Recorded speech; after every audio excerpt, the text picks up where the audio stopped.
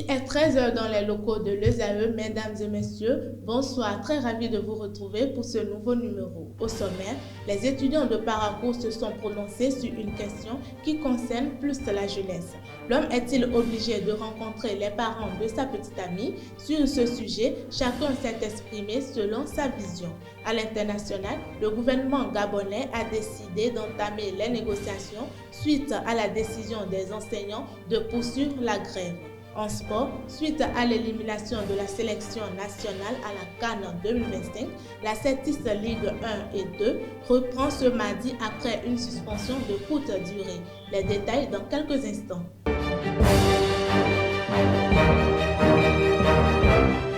Amis de l'ESAE Télévision, bienvenue à tous. Faire la rencontre officielle des parents de sa petite amie, obligation ou simple formalité. Pour certains, c'est une étape importante qui prouve le sérieux et le respect de l'homme. Pour d'autres, l'amour se vit d'abord à deux, sans pression familiale. Suivez-les au micro de nos reporters. Oui, il est important de rencontrer les parents de sa petite amie parce que pour moi, en allant rencontrer les parents de sa petite amie, vous savez déjà le genre de personne qu'est votre petite amie. Parce que quand vous allez rencontrer ses parents, vous voyez un peu le vécu dans lequel eux-mêmes ils sont à la maison. Est-ce qu'ils sont propres? Est-ce qu'ils s'habillent bien? C'est des gens de quelle classe sociale? Donc ça vous donne déjà une idée de la personne que vous avez en face. Ça, c'est si un homme veut agir bien.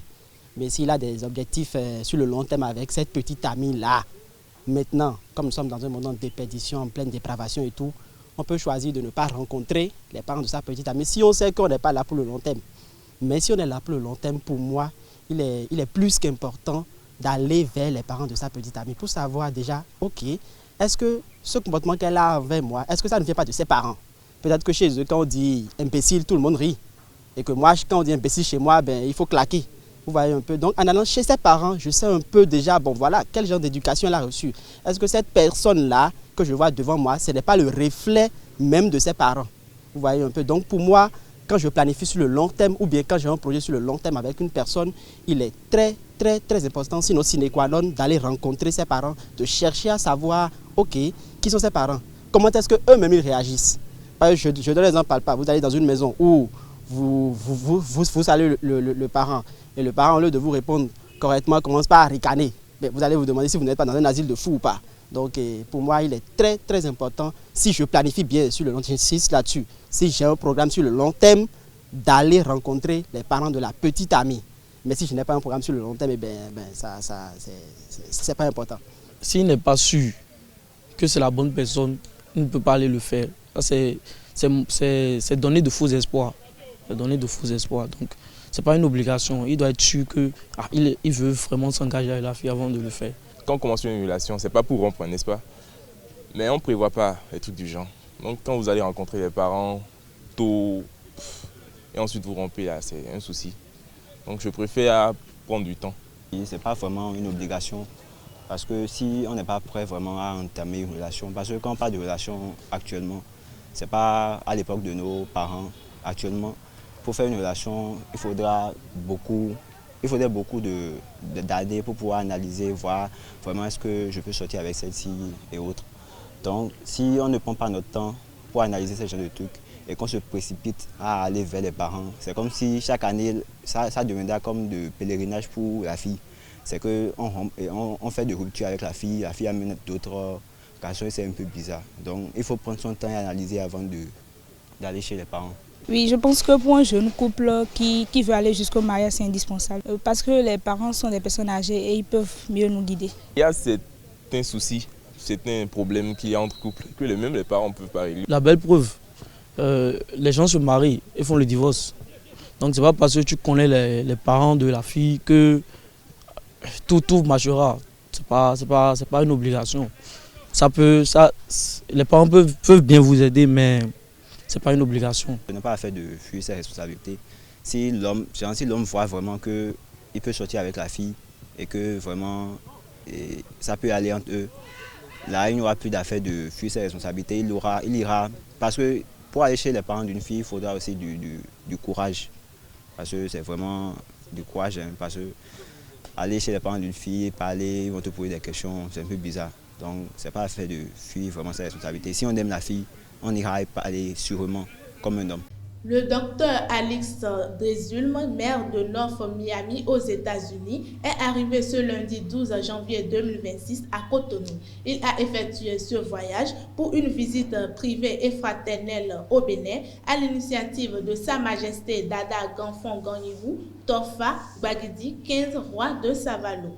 Cette visite s'inscrit dans le cadre du prolongement des liens symboliques et historiques entre le Bénin et la diaspora afrodescendante des Amériques. Ceci dans la continuité du déplacement du roi à North Miami en novembre 2025, marqué par la remise de la clé de la ville au souverain béninois. Abuja et Lagos accueilleront les 26 et 28 janvier 2026 le Bénin-Nigeria Business Forum. C'est un rendez-vous économique dédié aux investisseurs nigérians et aux entrepreneurs béninois de la diaspora vivant au Nigeria. Pensé comme un espace de dialogue économique et de création de partenariats, le Bénin-Nigeria Business Forum s'adresse en priorité aux industriels, promoteurs immobiliers et logistiques, acteurs de l'agro-industrie, du textile, de la transformation et de l'énergie, ainsi qu'aux investisseurs nigérians à la recherche de nouvelles opportunités régionales. À l'international, au Burkina Faso, un remaniement gouvernemental a été annoncé ce 12 janvier 2026 par le secrétaire général du gouvernement et du Conseil des ministres. Le premier ministre Rim Talba Jean-Emmanuel Ouedraogo reste à la tête du gouvernement. La nouvelle équipe compte 22 ministres. On enregistre 4 départs, 2 nouvelles entrées et plusieurs ministères changent de dénomination. Parmi ces départs figure celui du ministre des Sports, de la Jeunesse et de l'Emploi, Roland Somda. Au Gabon, les enseignants des écoles, collèges et lycées ont décidé de durcir la grève débutée le 10 décembre 2025. La grève devait prendre fin le 9 janvier, mais lors d'une assemblée générale autant pour moi, le lendemain, elle a été reconduite pour une durée indéterminée. Les enseignants ont mis sur la table plusieurs points non négociables qui ont trait aux rémunérations impayées. Le gouvernement a immédiatement ouvert des négociations ce dimanche 11 janvier 2026 pour l'intérêt des élèves. Le président américain Donald Trump a publié dimanche sur son réseau social Truth Social une image le désignant comme président par intérim du Venezuela. Une affirmation sans reconnaissance officielle qui s'inscrit dans un contexte de tension géopolitique. La publication est diffusée sous forme de capture d'écran. Cette déclaration numérique intervient plusieurs jours après l'opération militaire américaine qui a abouti à l'arrestation du président vénézuélien Nicolás Maduro, actuellement détenu à New York. Sport pour boucler cette édition, interrompue depuis le 15 décembre 2025 en raison de la participation des Guépards à la Coupe d'Afrique des Nations Maroc 2025, le championnat national de football du Bénin s'apprête à reprendre. La Certis Ligue Pro va officiellement redémarrer ce mardi 13 janvier 2026. Cette suspension avait été décidée par le comité de gestion de la Ligue professionnelle de football du Bénin afin de permettre autant pour moi une préparation optimale de la sélection nationale majoritairement composée de joueurs évoluant sur le plan local. Pour finir, Xabi Alonso quitte officiellement le Real Madrid après 6 mois à la tête de l'équipe. La décision a été prise d'un commun accord entre le club et l'entraîneur qui est considéré comme une légende et un représentant des valeurs madrilènes. Les raisons de cette séparation sont liées aux résultats insuffisants et à la pression sportive propre au club. Il enregistre comme statistique au Real Madrid 24 victoires en 34 matchs, 4 matchs nuls et 6 défaites.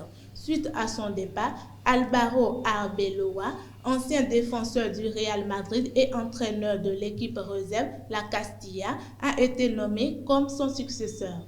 Chers amis, c'est tout pour aujourd'hui. Merci de m'avoir suivi et portez-vous bien.